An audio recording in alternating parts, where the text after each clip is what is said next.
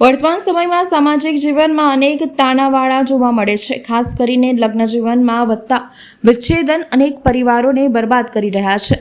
સામાજિક સમસ્યાઓને તાકીદે ઉકેલે આવે અને સમાધાનની દિશામાં પ્રયાસો કરવા અતિ આવશ્યક બન્યા છે. ત્યારે વડોદરામાં ગુરુ શિષ્ય સેવા ફાઉન્ડેશન ખાસ સામાજિક અને ધાર્મિક સેવા યજ્ઞનું આયોજન કર્યું છે. સામાજિક સેવા યજ્ઞથી લગ્ન જીવનમાં વધતા ભંગાણને રોકવાની પણ આ એક નાનકડી કોશિશ કરવામાં આવી હતી. સમા વિસ્તારમાં અયપ્પા મેદાનમાં ગુરુ શિષ્ય સેવા ફાઉન્ડેશનના ઉપક્રમે 108 યુગલના સમૂહ લગ્ન મહોત્સવનું ભવ્ય આયોજન કરવામાં આવ્યું હતું.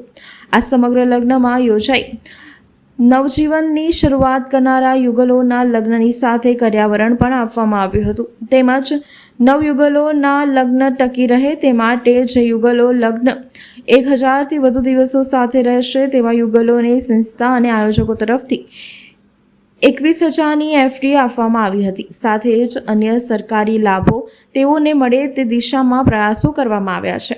108 સમૂહ લગ્ન મહોત્સવની સાથે જ વૃંદાવનના કથાકાર આચાર્ય સતીન્દ્ર ચંદ્ર પારાશ મહારાજશ્રીના સુમધુર કંઠે ભાગવત કથાનું આયોજન કરવામાં આવ્યું હતું, જે 24 ફેબ્રુઆરીથી 3 માર્ચ સુધી ચાલશે.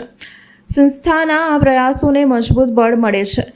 સામૂહિક લગ્નોત્સવમાં ગુજરાતના મુખ્ય દંડક બાલકૃષ્ણ શુક્લ, પૂર્વ કાઉન્સિલર રાજેશ આયરે તેમજ પૂર્ણિમાબેન આયરે, વોર્ડ નંબર 2ના કાઉન્સિલર મહાવીરસિંહ રાજપુરોહિત, પૂર્વ કાઉન્સિલર તેમજ કૈલાશભાઈ અગ્રવાલ સહિત મહાનુભાવો ઉપસ્થિત રહી નવદંપતીઓને આશીર્વાદ આપ્યા હતા. ગુરુ શિષ્ય સેવા ફાઉન્ડેશન વડોદરા દ્વારા આયોજિત ભાગવત કથામાં જે ગત 24 તારીખથી શરૂ થઈને 3 તારીખ સુધી ભાગવત કથાનું આયોજન કરવામાં આવ્યું છે.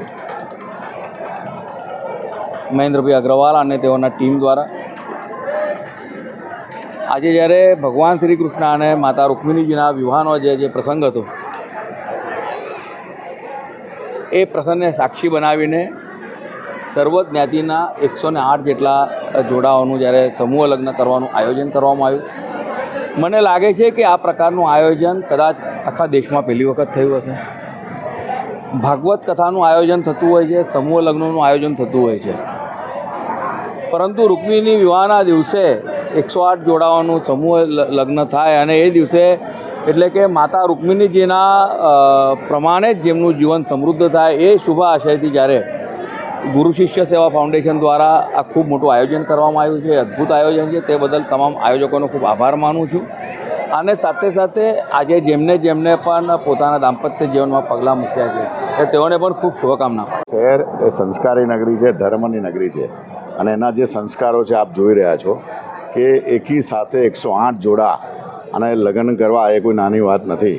કારણ કે પહેલાં જોડા મળે કેવી રીતે, તો હું મહેન્દ્રભાઈ, રાજેશભાઈ, સમગ્ર એમના જે ગુરુ શિષ્ય ફાઉન્ડેશન છે એટલે કલ્પના વગરની એમને જે મહેનત કરેલી છે અને એની સાથે સાથે તમે જુઓ છો કે આજે જે રીતના બાળુભાઈએ કીધું કે 108 સાથે એક જોડું એવું એટલે કે ભગવાન સાથે 109 જોડા જે આજે પરણાયા છે.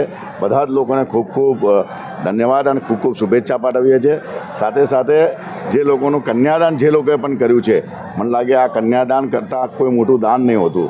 અને એકી સાથે કન્યાઓનું 108 કન્યાઓનું જે દાન થઈ રહ્યું છે એ વડોદરા શહેરની આ ધર્મની નગરી પર, આ સંસ્કારી નગરીના ખરેખર સર્વ લોકોને હું ખૂબ ખૂબ શુભેચ્છા પાઠવું છું.